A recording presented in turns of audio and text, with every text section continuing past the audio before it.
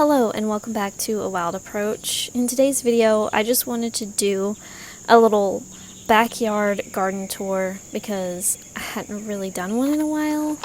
And yeah, here's a little wasp guy just chewing on the stair railing. I might need to paint or stain this wood soon. It's pressure treated, but clearly over time it's gotten weathered anyways, and things do kind of chew on it. But anywho, this is a garden tour of the backyard, and it's been quite some time since I've done one, and you will see that I haven't really done a lot of pruning back here yet, and I need to.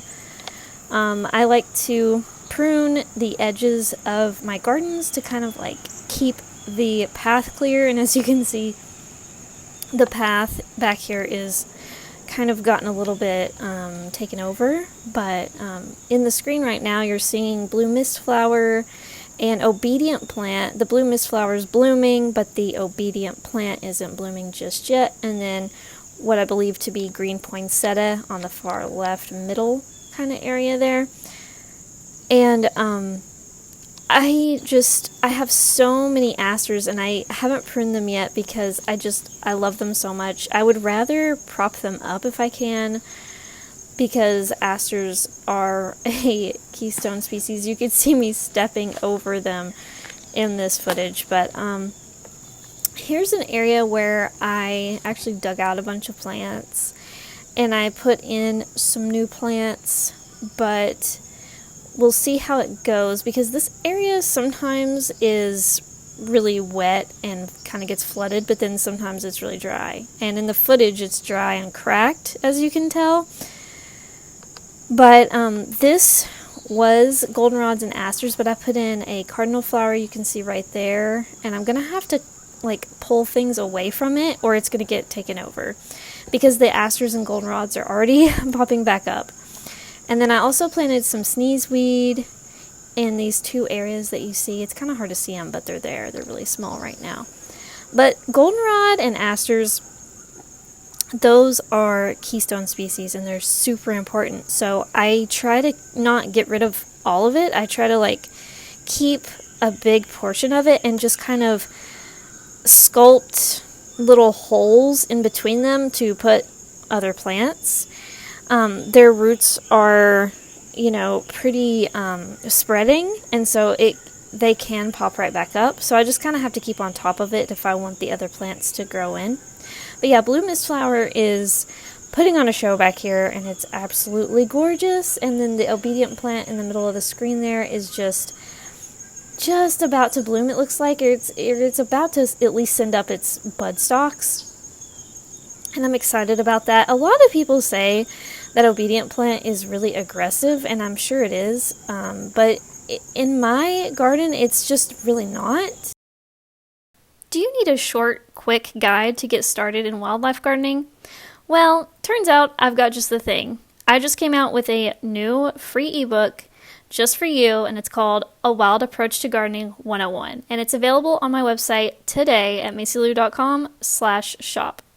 It's free, so go check it out. What do you have to lose? Sorry guys, I am sort of losing my voice today, so I'm going to try to do this voiceover as best I can. This is a chokeberry, and I have some purple lovegrass I've planted in here too. Everything that I've planted this year in this garden back here is super small right now and hard to see, but everything that's already been established you can actually see. So a few of those are these rigid goldenrods. Now, when I put these in, I thought they were like a totally different plant. They were given to me at a plant swap, and I thought they were some kind of fleabane, some kind of erigeron, and just like I thought they were like a pink erigeron that I didn't have yet or something, but they're not. They are, from what I can tell, rigid goldenrod or Solidago rigida, sorry. And which is great actually, because it's another keystone species. It's even on the keystone species list for my ecoregion, so I'm actually really happy with that, the fact that they aren't what I thought they were.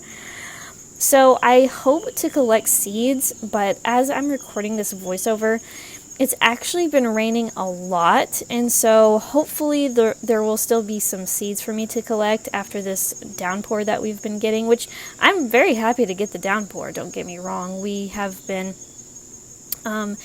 having a dry spell for a long time, but anyway, in this area, a lot of wild petunia just comes up on its own, and I've planted some cardinal flowers that they're really tiny, so you probably can't see them right now, and there's this orchid that comes up back here, and I love it. I did not plant it. There are a couple of different ways this could have gotten here that I can think of. When we created this garden space, you can see that orchid right there. I think it's some kind of lady tresses, but I haven't quite pinned down exactly what kind of lady tresses orchid it is. But anyway, so there are a couple different ideas I have for how these got here. I did not plant them, so I'm thinking they either came in with the soil of the ferns that I planted. That's not really my number one theory, but that's on the list. But what I really think might have happened is they came in on the soil that we put in this garden, because this garden we had to bring soil in because it was there was too much of a dip toward the foundation, so we had to actually build the soil up so that water wouldn't just rush toward the house when it would rain. And so we built the soil up here and kind of created a little bit of a more level ground back here rather than a dip. And so in bringing in that soil, you bring in whatever came with the soil. And another thing, that's probably what happened with this honey vine. So I think this is honey vine milkweed or blue vine. And I think that if I'm correct on that, and I think I am, it is an alternative host plant for the monarch butterfly caterpillars. But I've never seen caterpillars on mine yet, but then again, I don't really get a ton of monarchs here.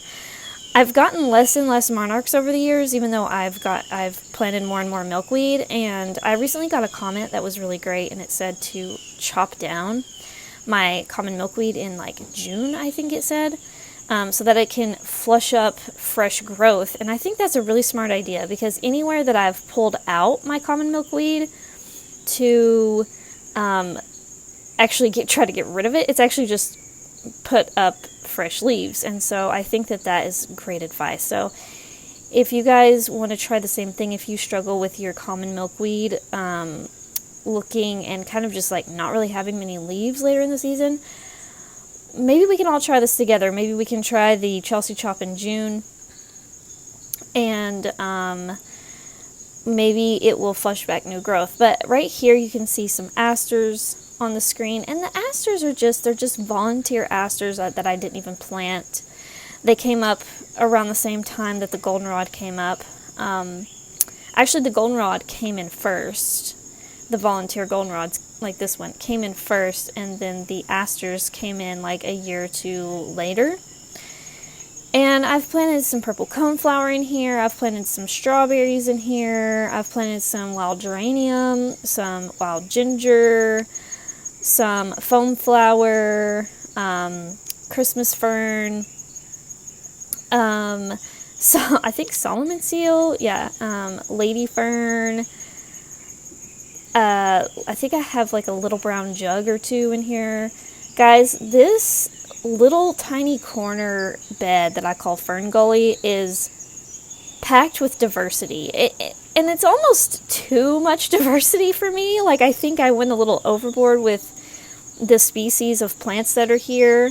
And there are like at least 3 of each of them typically, except for maybe like the little brown jug. I think a couple of them died. I think only like 1 or 2 are still alive. But I typically have at least 2 or 3 of everything. But I think the diversity is a little much. I mean, diversity is great in the garden, but it looks less designed when you only have like 3 of each thing and you don't have like big drifts of things. And that's okay. It's just, different times of year it's going to look different. So certain times of year it might look more designed, and then other times of year it might look a little bit more like wild. And this is definitely the wild time. But anyway, the goldenrod, the blue mistflower, and the asters and the orchid are like the main stars right now. Everything else is kind of going to the background and not really as showy at this time of year. So here you can see the volunteer goldenrods and asters growing together. And the goldenrod is the star of the show right now. But as I'm recording this voiceover, the rain, which I do love the rain, but it has definitely pushed down a lot of these goldenrods that you see in this video. So next time you see all of this, it will probably all be fallen over. Some of it's fallen over in the video, but I think like all of it fell over at this point because we just had such hard rain the last night or two. But I don't think you can see it very well in this video, but I also have dwarf crested irises in here, which I hope to divide and multiply around the garden. And back here, there's just a ton of this volunteer wild petunia, I think it's called, and I forget which one it is, but, some kind of ruellia, right? And a lot of strawberries that I've planted. I do get some...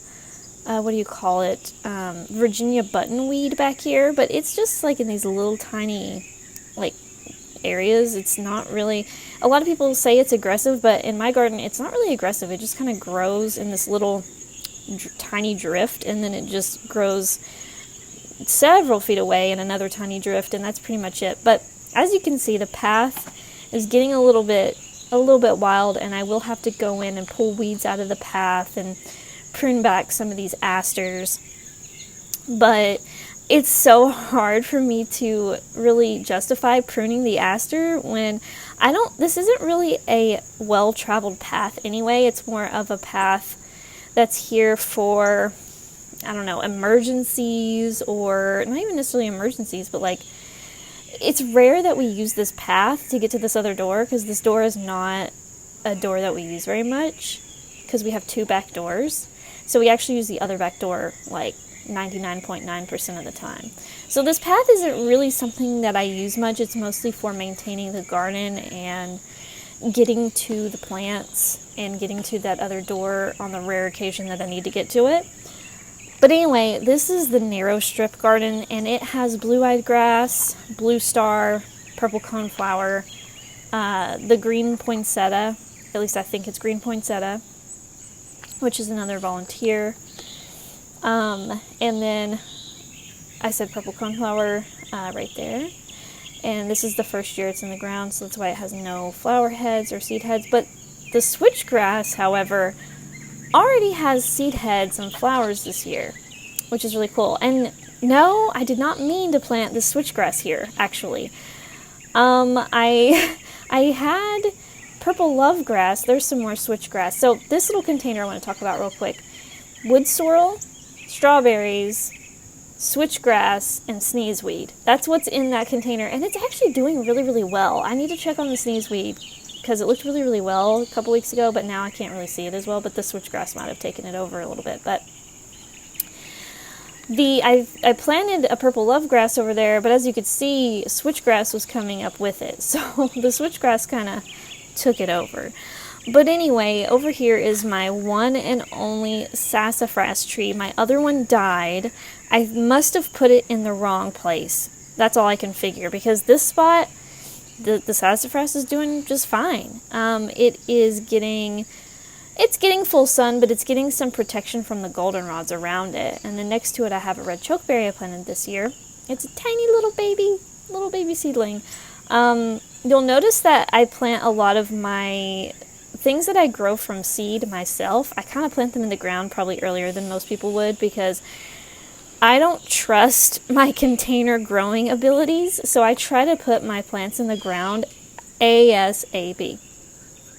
Because if I don't, the chances of them dying go up significantly the longer that the summer goes on, for example, because things just struggle in containers in 99% of my garden. Like there's very small pockets of my garden where I could grow containers and they not just absolutely die. So in these containers I have, oh, I'm just whipping around the camera there so you can't even see the containers, but this is the goldenrod. It gets very, very tall. I trim it back in case you're wondering how I have a path here. I have to maintain this. Like I have to cut the edges back, you know, at least, I don't know, 3 times a year, so that the goldenrod doesn't encroach the path. But anyway, in the containers are large flower fame flowers.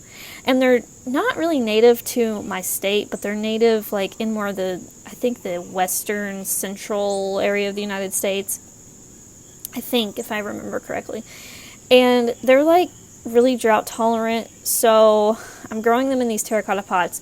The bigger terracotta pot is doing pretty good. The smaller terracotta pot is not doing as well. But the goldenrod is absolutely gorgeous. The bees love it. The wasps love it. Some of the butterflies use it, like the skippers, but I don't really see larger butterflies use the goldenrod. I see butterflies check it out and maybe use it once in a blue moon, but for the most part, I don't really see butterflies on it that much. While I was back here recording the backyard tour, I heard a lot of activity. There were blue jays, just as vocal as I've ever heard them be. And then I heard a little critter, and I was kind of camping out at this drainage ditch that I have here, and I was just kind of listening. I don't know if it's Chippy. I don't know if it's a mouse. I'm not really sure, but I was kind of camping out listening because I wanted to get footage of it, but I never quite saw it come out into view. So I just kind of was here listening. And we've moved the bench over to this more shady side of the courtyard garden. And you could see in that footage the spice bush right next to the bench. And then here's a view of the goldenrod and the pathway that goes from the backyard to the courtyard. And then if you go through the courtyard, you can get to the side yard or to the alleyway garden. But for now, you're looking at the bench. The spice bush in the background is starting to turn colors. Actually, it's pretty much done and turning colors. And then to the right is a non-native hydrangea. And I did plant a beautyberry, you know, where the bench is now, but it died. So I just put the bench there instead for now. And I think that's a better spot for the bench. It's a little bit more level of ground, a little bit easier to sit there. So I guess if I plant things here, it's going to be ground covers probably to go under the bench. And then I have a beautyberry on the other side of the hydrangea, just out of view right here. And as you can see, there's an ironweed in the top right of the view. So I just kind of let the ironweeds come up wherever they want for now, because ironweeds are extremely beloved by the butterflies and the bees. I mean, extremely. And then back here, if you go back to the driveway, you can see the retaining wall garden. And I will tell you, this area gets a lot of invasives in it. I'm constantly having to dig things out of it. But there's a pawpaw turning its beautiful golden yellow color for fall. There's poison ivy on the fence that is like the one poison ivy I let grow. And then I have Virginia creeper on the fence that I let grow. And then frostweed going to seed there. The frostweed gets pretty tall back here. It took it a couple years, I think. But and then I have a lot of eastern red cedar that comes up back here.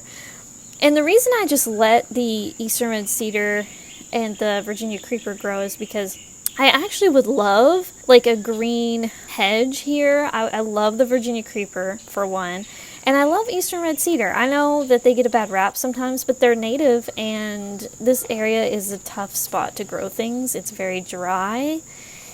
So I just kind of let the eastern red cedar grow, but I do have to constantly kill privets back here. I constantly have to dig up privets. It's, yeah, a pain in the butt. But silky dogwood we're walking past right now. It's turning its colors.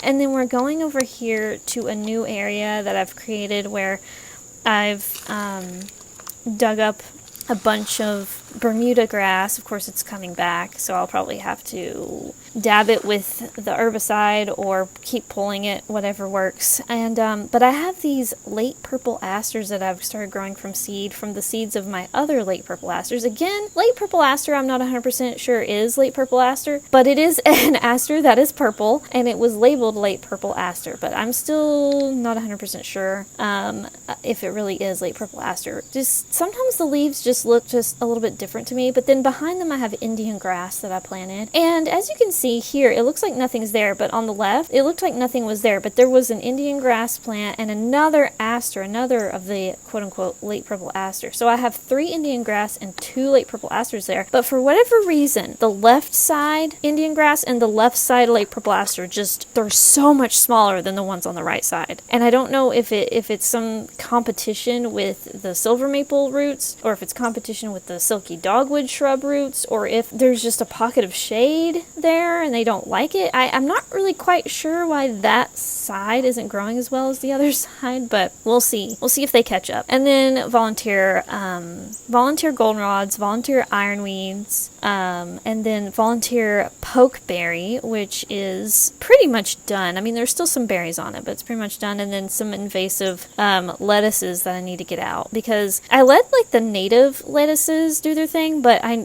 finally found out that these little wispy lettuces that you just saw are not native, so I need to dig those out because they're invasive. But the tree here, the trees are silver maple, hackberry, maple, some other maple like red maple, or some smaller like sugar maple or something, and then pine trees, oak trees, eastern red cedars. Like that's like the canopy up there, and then down here you can see the goldenrod and asters growing in this full sun backyard back here. Hopefully the sassafras will grow one day enough to kind of give us some dappled light or something back here. It would just be nice to have a little bit of shade back here, but there's just not a lot of room for like big trees. So I've put a sassafras in because I really want that fall color back here, because we already have the beautiful goldenrod fall color. It'd be nice to have some oranges and reds back here. The silky dogwood usually has some reds to it and some purples, but this year is just kind of not as much. So but yeah, guys, that's pretty much it. Thank you guys so much for watching, and I will see you in the next one. Let me know what you think in the comments down below, and how is your garden doing. Thanks so much, guys. Bye.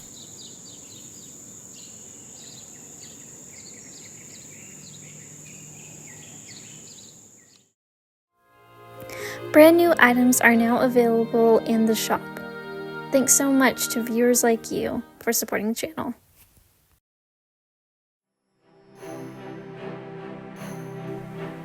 To support the channel, like the video, comment, and subscribe. You can also support my work by buying art from me at macylu.com. Thanks for watching!